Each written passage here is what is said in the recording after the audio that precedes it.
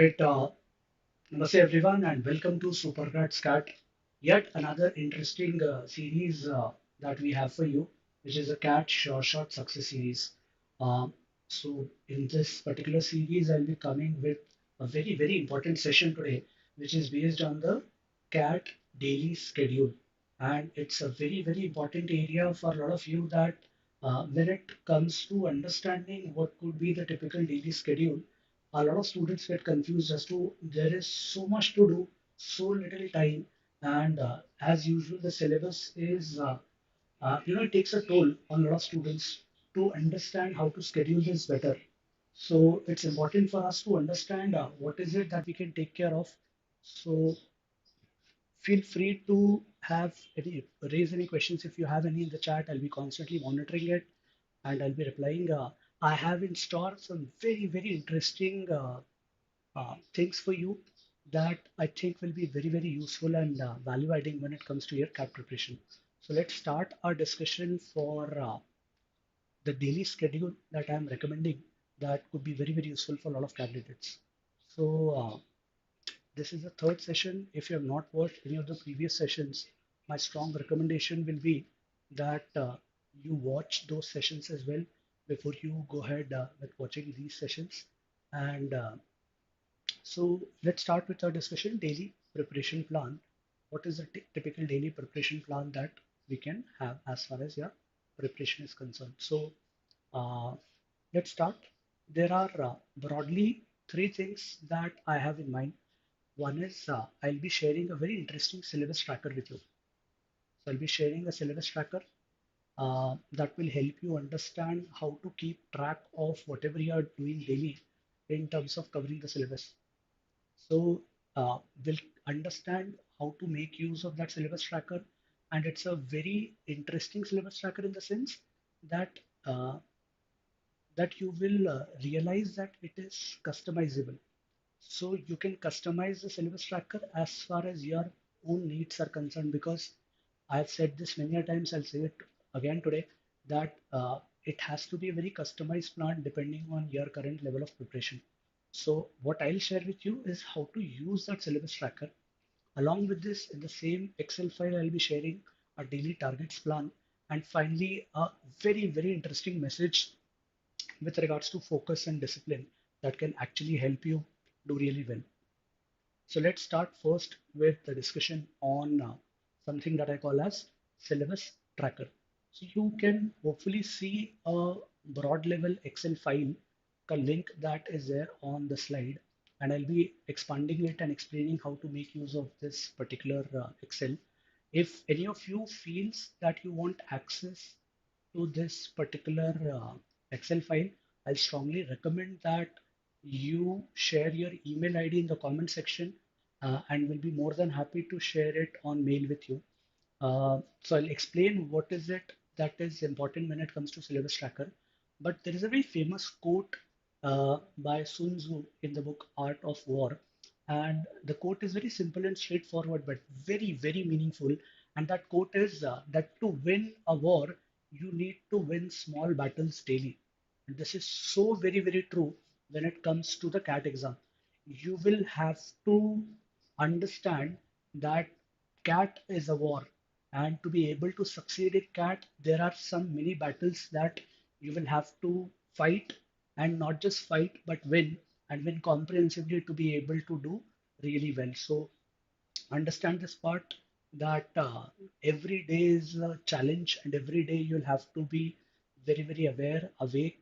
Uh, you have to pull up your socks and make sure that you're able to do justice with the target. So let's start our discussion on understanding how to make the best use of syllabus tracker. So if I expand this, you will be able to understand this file better. And so if I look at the QA syllabus tracker, what I've done is I've listed the topics. So I hope you're able to see the topics. Simple equations, ratio, proportion, variation, percentage, profit loss, SICI, time work, time speed, distance.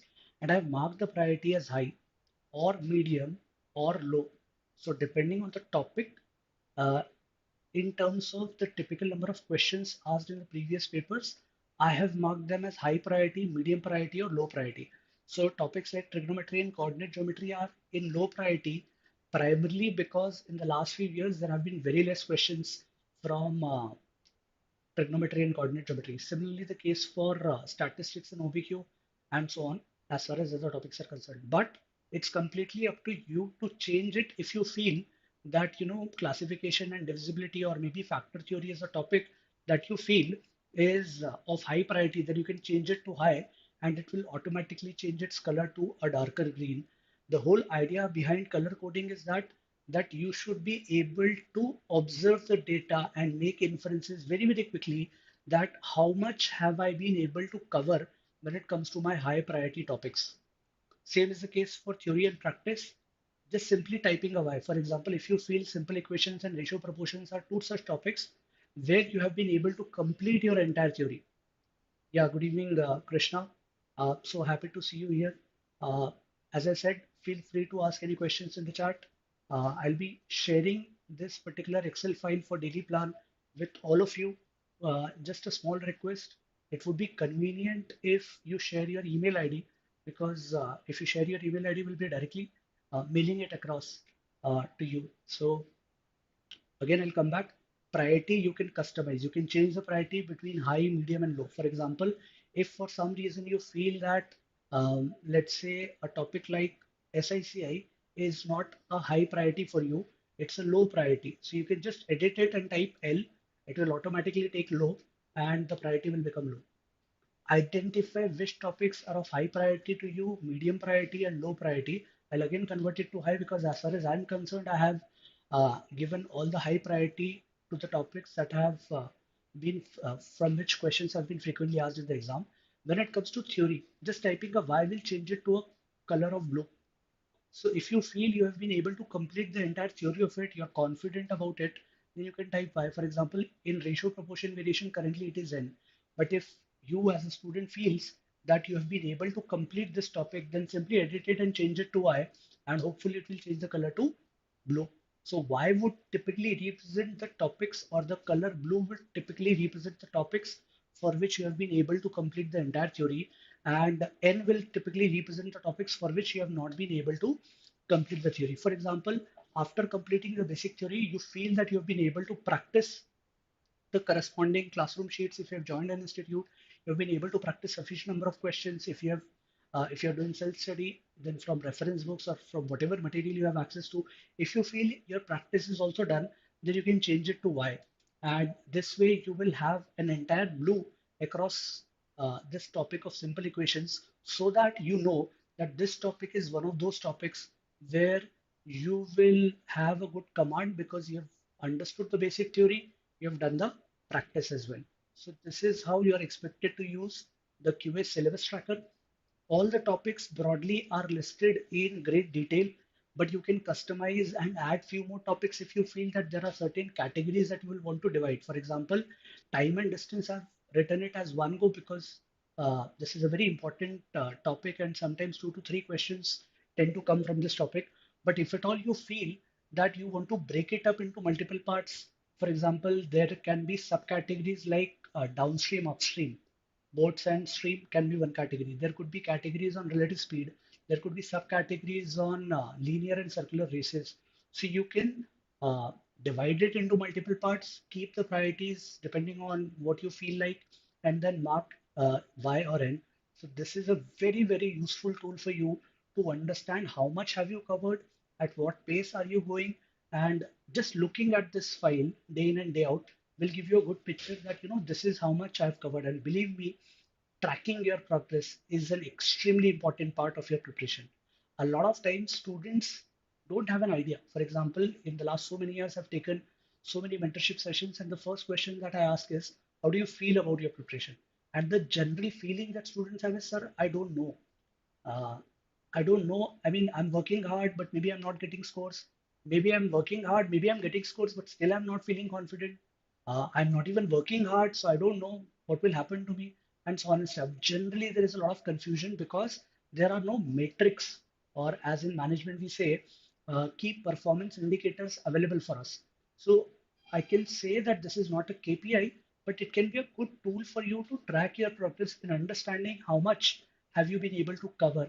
And believe me, if you use it judiciously, it will have a huge impact on the way you prepare, right? So this was about QA syllabus tracker.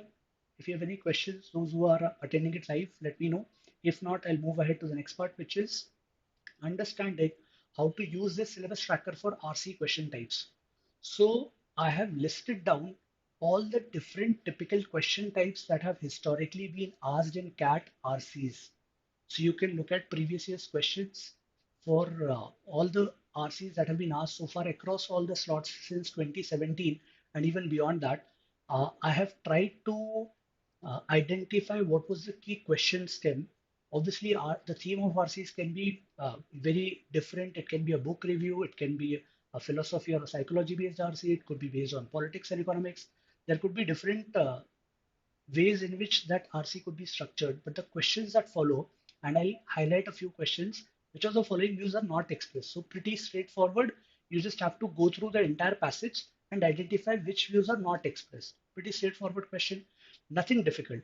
But then comes the second, which is implied by the author. What is it that the author has implied?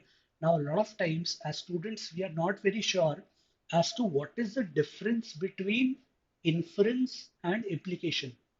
So what do you mean between implied and inferred? So is there a difference between implied and inferred?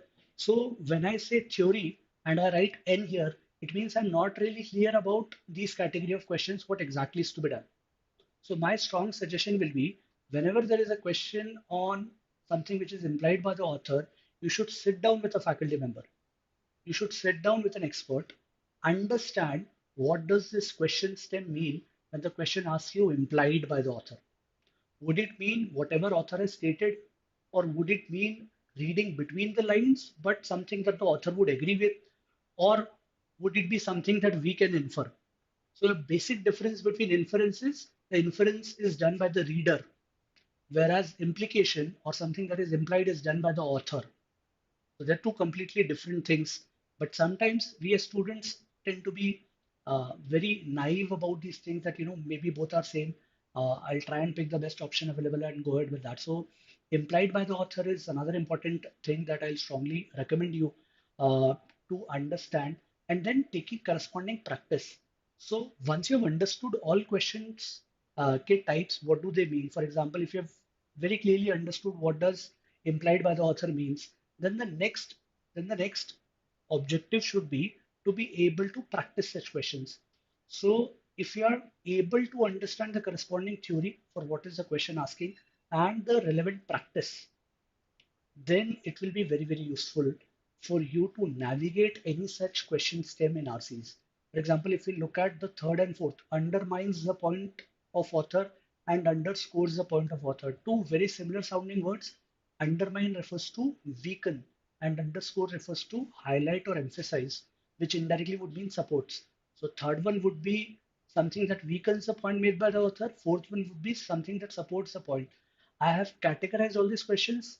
Please, again, I'll request you to share in chat or request you to share in the comments rather that if you want, maybe I can take a session specifically on trying to explain what is it that you need to take care of when it comes to different question steps. For example, what can be inferred?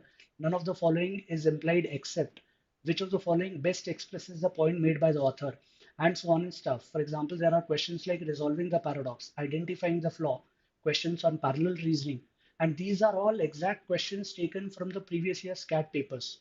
So just ignore the RC, look at the question stem of the questions that have been asked in the RC. All of the following can be inferred except the example are offered in the passage to show. So why are the examples quoted by the author? Why are the examples cited by the author? Which of the following statements is not true as per the passage?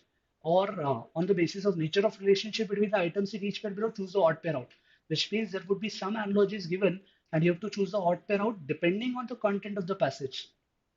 The central idea of the passage would be undermined. Unless you know the meaning of undermined, you will not be able to attempt such a question. So first of all, you need to understand what is the meaning of central idea. How do you understand what is the central idea? What is the main point of the author? And the second part you need to understand is this would be undermined. So what do you mean by undermined? And then combining it to. So undermining or weakening the central idea. So the act of thrifting described in the passage can be considered ironic. So you need to know figures of speech. You need to know what is irony, what is hyperbole, what are the different figures of speech, and so on. The author of the passage is likely to disagree with all of the following except. तो double negatives. Disagree भी बोल दिया फिर accept भी बोल दिया. Does it mean agree? And I'm not going to answer this question. I want you to request in the comments. If you want, we can have a different session specifically for these unique 40 question types that have historically been asked in the question paper. We will do a thorough understanding of what the question means. We'll also do a thorough practice of the same question types from different RCs so that we are comfortable with understanding what to do when it comes to such RC question types. Any questions so far for anyone who's watching this? So this is broadly the area with regards to the syllabus tracker for RCs. Whatever mode of preparation you are having, whichever material access you have, make sure that you don't miss out on understanding what do these question stems mean. All right, very quickly moving on to DLR. So DLR is very, you can say not very categorized or structured in terms of preparation. The broad topics that we can think of, and I've combined all the charts, that is entire part of DI, whether it be tables, bar charts, line charts, pie charts, spider charts, combo diagrams, tree maps, sunburst diagram, miscellaneous combination of charts, Pareto diagrams, etc., etc., horizontal bars or stacked bar charts, whatever be the different categories of charts that you are expected to know and understand. Diagrams like bubble diagrams, 3D bubble diagrams, and so on. So all these charts are clubbed in one go here. But for the other parts, I've separated Venn diagrams, quant-based reasoning, reasoning-based AI. You can keep a track of your theory and practice, whether you have been able to understand what comes, what are the important pointers when we are approaching such chapters, and what is the corresponding practice that we need to do. If you're able to do both, just type Y in both and both will turn to blue. The entire idea is your entire syllabus should turn to blue. Your entire tracker should turn to blue once you're done with the three trackers. So this was the first part that I wanted to cover, which is understanding how to take care of your preparation and how to track it better, review it better so that you continuously improve. Any questions so far, anyone? All right, perfect. Let's move ahead. Now I'll share the daily plan and I'll tell you how to use this Excel sheet. So you have a target written here and there are columns like win and lose that I think you are able to see. So what I have done is, let's say 6th of August is today. Let's say you start your preparation in terms of understanding daily targets from today onwards. You can change the date and you can customize, as I said, as per your choice. So the target that I have kept for the month of August is you should be able to complete two RCs daily on an average. You should be able to complete two sets at least on an average. 10 questions in QA, be it from any topic that you're currently preparing for, and 5 odd questions from VA. So I'm explaining the target is written here, which will decide your win or lose in terms of the small battles that we'll be fighting. So think of your entire journey for CAT. It has still more than 100 days left. And believe me, you will always have, I think by now you would have always realized that if you create a very long-term plan, अगर आप 2 महीने का chart बना लेते हैं, अगर आप 3 महीने का चार्ट बना लेते हैं, तो आप 2 दिन भी शायद उसको फॉलो नहीं कर पाते हैं, you tend to give up on that plan. And it takes a lot of time and effort and energy to create that plan, and then giving up on it actually wastes a lot of effort and energy that has gone into creating that plan. And it kind of disappoints you a lot as well. So what I have done is I have created micro level targets, daily targets for you to achieve. And it's a good thing. I mean, this is something that a lot of successful people do, that before they actually go to sleep, they have a tracker of their own and they want to just put a tick or a cross, a yes or a no, a one or a zero on trying to understand whether they have been able to achieve what they wanted to achieve as far as expectations from today were concerned. Are they happy and satisfied with how they work today? And you will realize that same thing applies in management once you do your MBA, same thing applies in corporate once you take up a job or start something of your own. Similar thing you can do for your CAT preparation. This Excel file is a very easy to operate, simple tool that will help you understand whether you're able to achieve your daily targets. So for example, target for 6th August is to solve two RCs daily. Just input two and the column H for RC here will turn to green. But suppose on 6th of August, for some reason, you were not able to solve two RCs, but you were able to solve only one RC, then this will turn to red, saying that you have lost the battle. So at the end of the day, before you go to sleep, just keep an update. It will hardly take, I think, 20 seconds, if not more. Whatever you have done, suppose you have completed one RC, you have solved one DLR set, you have solved 12 questions in QA, and you have solved 5 questions in VA. So then there is a victory for you in QA and VA, and there is a loss for you in RC and DLR.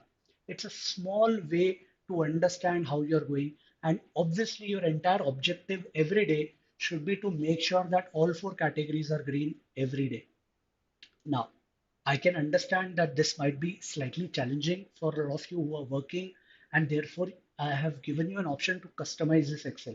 So if you feel that even if you're able to complete two of the targets, for example, RC and QA is done, and you have not been able to do justice to DLR and VA, it's perfectly fine.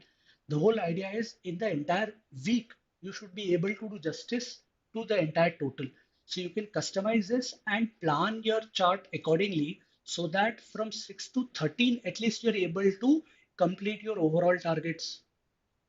But the bigger achievement will be when you will have more greens than reds when it comes to the analysis part. So if you're able to, let's say, solve 5 questions of VA daily, it can be from para summary, para jumbles, doing thorough analysis, trying to improve, going back to basics, understanding the basic guidelines and pointers, coming back to practicing, again going back to drawing board. Doing this over and over again will help you improve your VA section. Same is the case with QA. If you've taken up a particular topic, let's say you're preparing for geometry now, or you're preparing for number theory, you're preparing for, let's say, quadratic equations or time speed distance, just pick up at least 10 to 12 questions of the topic, bare minimum for the day. Now, over and above, whatever you do is a bonus. But the bare minimum targets, you can customize the targets. You feel, sir, two RCs at this point is not worth it. I think I should change it to three because I've already completed my entire preparation in terms of syllabus of the basic material, and I need to practice. So you can change this to three, and the criteria will therefore change. Suppose for some reason, for 8th of August, you have been able to finish off two RCs. You have been able to complete two DLR sets, solve 10 plus questions in QA and solve 5 questions in VA. Your entire four battles have been won by you. तो आपके चारों battles आप जीत चुके रहोगे. This is a very good sign that you have been able to do. And when you constantly monitor this progress, for example, for 6th August, there were two losses and two wins. For 7th August, you have been able to win all four battles. For 8th August, you have been able to win all four battles. You will have a good track of where you are heading. So the current targets for August that I have kept are two RCs, two DLR sets, 10 questions in QA at least, and 5 questions in VA. I know these targets are less, but this is to accommodate the part where some of you would be still covering a lot of basic theory concepts. A lot of you would still be working on improving some fundamentals in DLR. A lot of you would still be working on improving your vocabulary and practicing different varieties of RCs. So I've kept the targets a little less and when we go to September, the targets are more or less the same because the same scenario will happen. You can change the targets if your preparation is going well. By the time you come to October and November, the targets will change drastically in the sense that by the 1st of November, I'll expect you to be very, very ready. I expect you to be very, very ready with your basic preparation being completely done. Now, the entire focus in the month of November has to be solving previous year's questions and taking mocks and doing the analysis of those mocks. So PYQ, mocks, and analysis of mocks. That should be our mantra for the last month of November. And therefore, the targets I have kept is at least four RCs, at least four sets of DILR, at least 25 questions of QA per day. Now, 25 questions per day might seem very taunting or challenging, but understand this is November that we are talking about. 20 days left for CAT, hardly. And 20 into 25, you would have solved some 500 very good questions.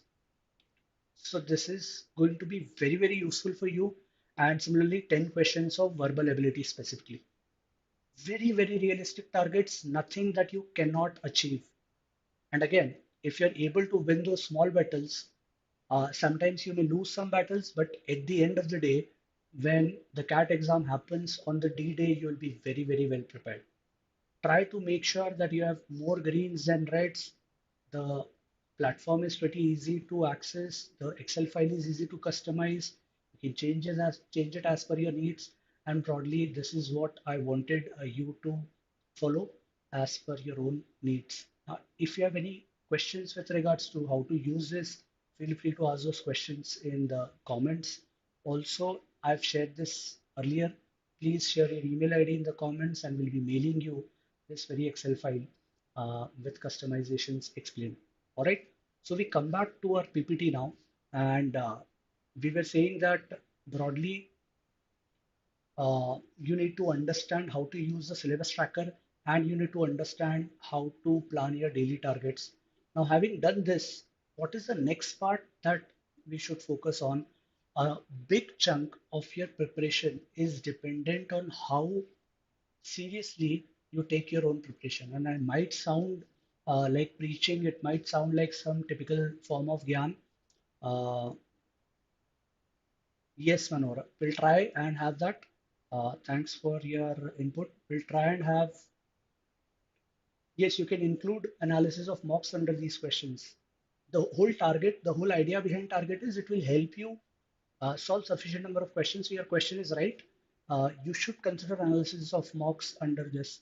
So if you have attempted a mock, you've already solved, let's say, two sets, that those two sets are a part of your daily targets, right? Now, I'm moving ahead to the next part, which is understanding a very interesting story, which is with regards to understanding what role our own determination and will plays.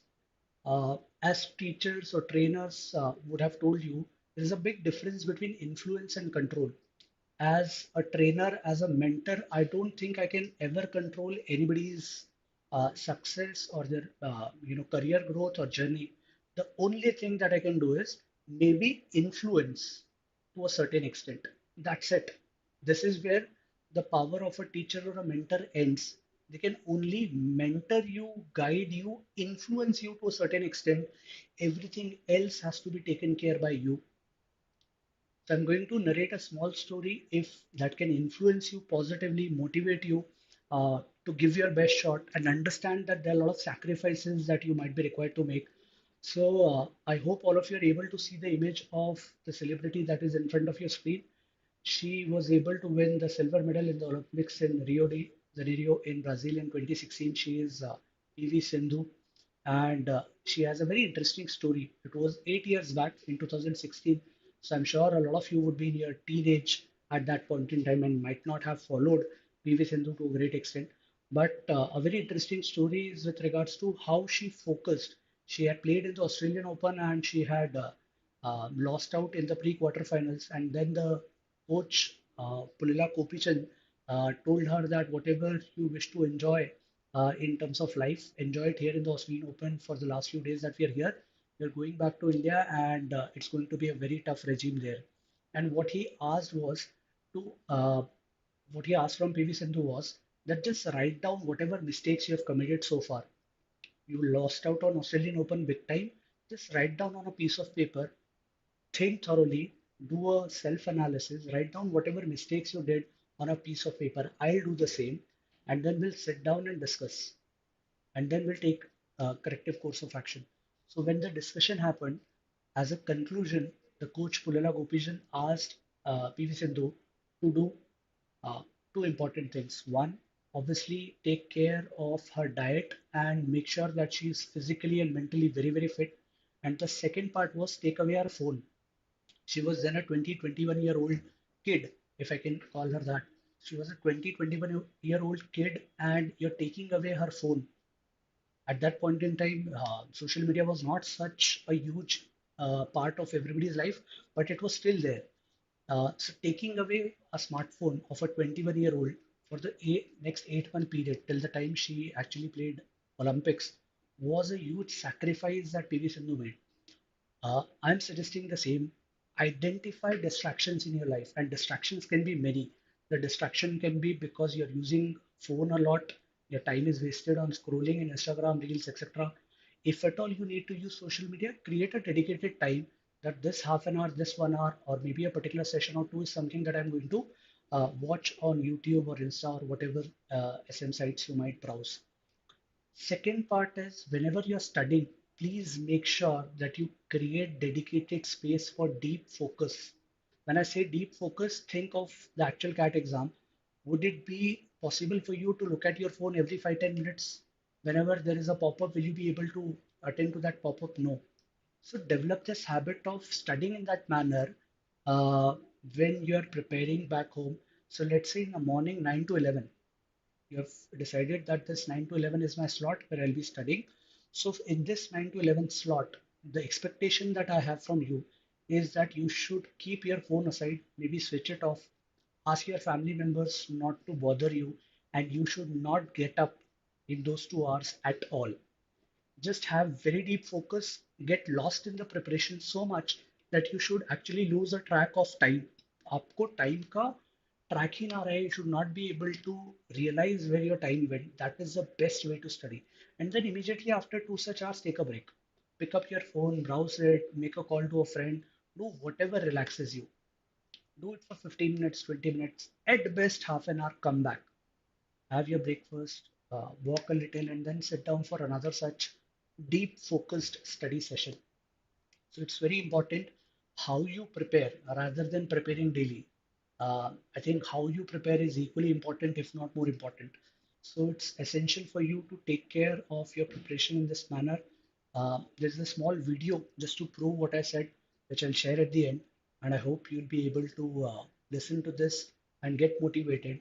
And an important part of it is not just a sacrifice of phone or sacrifice of some favorite foods that you have. The important message behind the video that I'm going to show to you is when you do that, suppose you decide that this is a distraction and I'm not going to do this, you will feel a sense of pain every day, small bit of pain.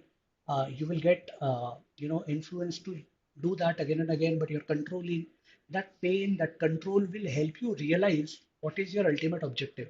Your ultimate objective is to crack at, and for the next 3 months you will be completely invested, if I can use that term. I want all your energies to be completely invested in ensuring that you're preparing for CAT, and that will only happen when you do some amount of sacrifice or something which is distracting you from your preparation but you like to do.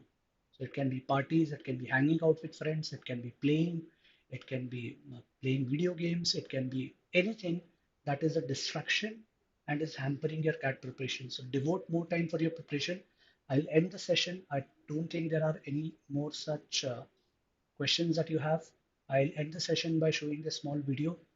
This is Mr. Pullila Gopichan, the coach of PV Sindhu, and please listen to what he has to say. Sindhu's played really well over the last few days, and with today's match also, I think it's something to be proud of. I think the way she's gone on court and the way she's kind of fought hard is something which is really remarkable. I think Sindhu के पास पिछले 3 महीने में phone नहीं था, तो पहली बार मैं उसका फ़ोन वापस करूँगा. दूसरा चीज़ 12 दिन 13 दिन से जहाँ से अब तक आए हैं, तब तक उसने उसको एक स्वीट योगर्ट पसंद था, वो मैंने छीन लिया उससे. वो बोला कि वो नहीं खाएगी. उसके बाद उसको आइसक्रीम पसंद था, वो नहीं खाने दिया. तो definitely I think I let her whatever she wants, and definitely I think she'll do that. I think it's important. I think more than her, I think it was important for me to forget that she lost the match and focus on the fact that she won the medal. I think that's what I told her post that, because she's had a great last week, and I think it's important that the kind of work she's put in the last few months has been tremendous. The kind of sacrifices she's made without complaining has been fantastic, and she deserves to enjoy that moment, and that's what I really wanted, and I'm truly very happy that we've been able to make this happen. All right, so I think broadly this is it that I wanted to share. All the best from my side for your preparation. Again, a quick reminder, if you want that Excel, please share in the comments your email ID, and we'll be sharing this Excel tracker, syllabus tracker, as well as your daily plan that you can check, review, understand, evaluate, and do a great job of cracking CAT. So with this, I'll take a leave. Thank you. Thank you, everyone. Ciao.